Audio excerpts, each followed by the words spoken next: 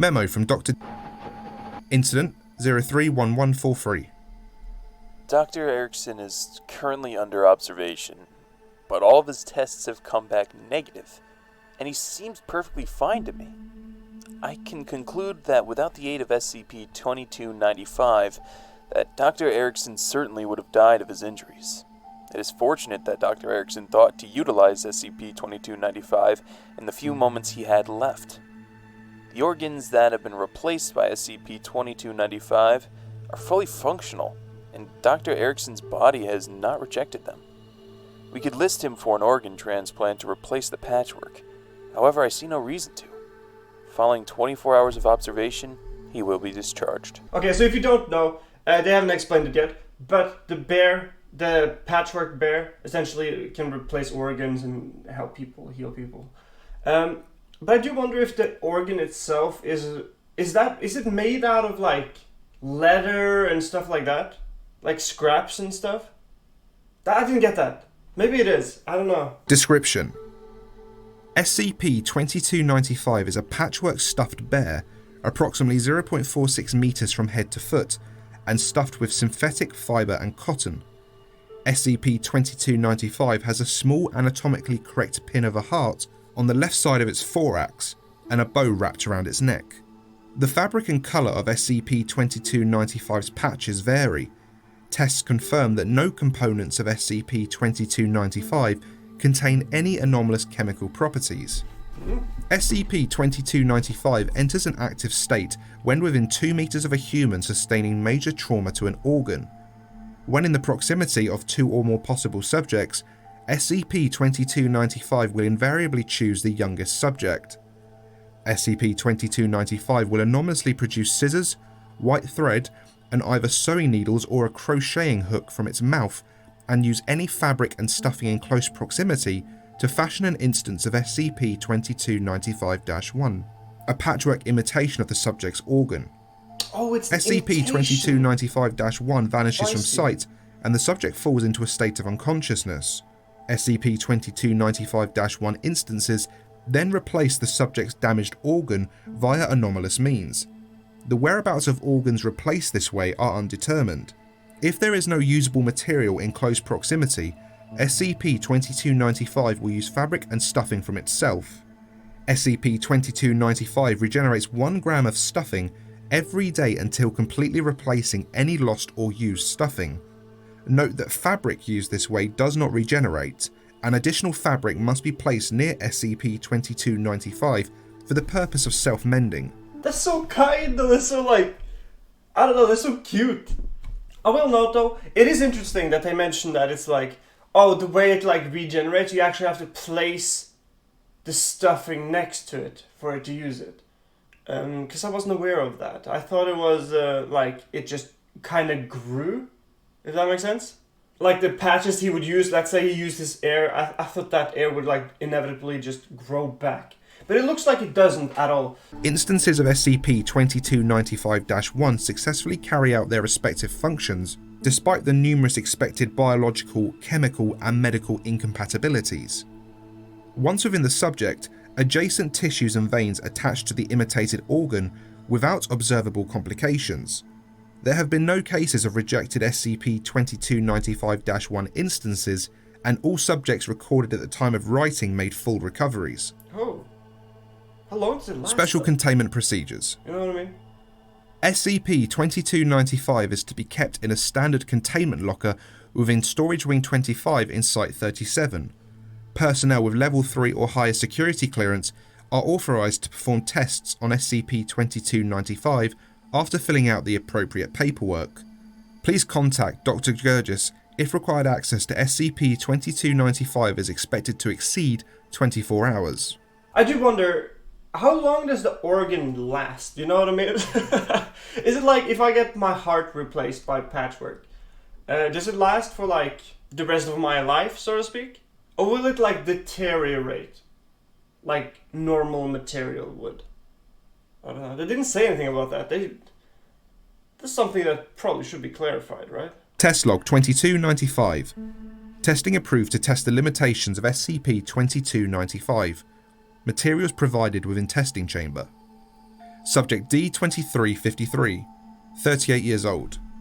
Diagnosis: lungs heavily damaged as a result of 25 years of smoking. Notes: SCP-2295 creates SCP-2295-1 using one black textile swatch and one red textile swatch. New lungs act at a capacity similar to those of healthy adult lungs. Subject D3452, 50 years old. Diagnosis: frequent heart palpitations and severe atherosclerosis. Notes: SCP-2295 crochets SCP-2295-1 using various surrounding yarns. SCP-2295-1 observed to have a heartbeat before vanishing. Transfer successful. How SCP-2295-1 manages to perform function despite absorbent properties of materials and multiple gaps in design is unknown. Symptoms no longer present in subject. Dude, this is actually really cool. They're actually using, taking sick people to him and being like, hey, does it work? Hey, try this. Subject D7894, 24 years old. Diagnosis: first and second degree burns ranging throughout upper torso, left lateral and right leg. D7894 sedated during testing. Notes: SCP-2295 sews two 5x5 meter sections of patchwork fabric. SCP-2295 cuts appropriately sized swatches and manually places one layer onto subjects' affected areas, creating multiple instances of SCP-2295-1, and then repeats this process. The created SCP-2295-1 layers act as a dermis and epidermis, and upon recovery, D7894 claims to have retained feeling in replaced skin. Subject makes full recovery. Oh, even Subject, feeling? D2723, That's crazy. 18 years old. Diagnosis: cerebral hemorrhaging. Notes: SCP-2295 grasps various materials in its proximity in a distressed state for approximately 1 minute. SCP-2295 then anomalously produces a Dove milk chocolate king-size candy bar and offers it to the subject. SCP-2295 spends rest of test embracing the subject's lower right leg while anomalously producing a saline solution from its eyes. Oh no! Because he couldn't do anything about it. Oh no! That's so sad. Because he couldn't heal it, I think. Wait, what is cerebral hemorrhaging? I'm not sure. It's a type of stroke. It's caused by an artery in the brain bursting and causing localized bleeding in the surrounding tissue. This bleeding kills brain cells. So it looks like it can't replace the brain itself, right? And I guess that makes sense to some degree, because that means it's because if you were to replace brain tissue, it wouldn't be the same person, right? Literally, it wouldn't think the same. That is ultimate sadness. Oh, I cannot. Addendum 2295. Document 2295 was recovered taped to SCP-2295 inside the site of a crashed mail delivery vehicle. Document 2295 is a red Get Well card with the text Kairos the Bear written on the front cover. Contents of Document 2295. To Tommy, because only time can mend all wounds. Love, Grammy. Oh.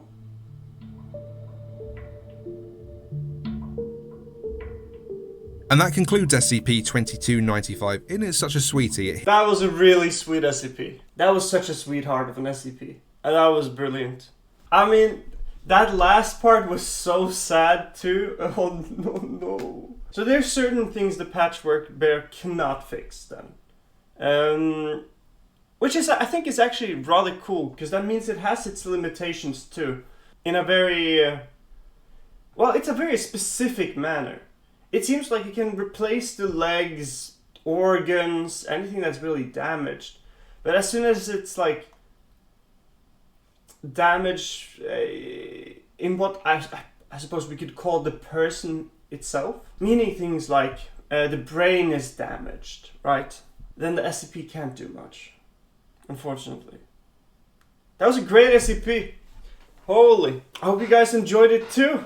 Yeah. Thank you guys for watching. If there's any other SCPs you want me to watch, comment down below. And I'll see you guys in the next one. Alrighty? Peace.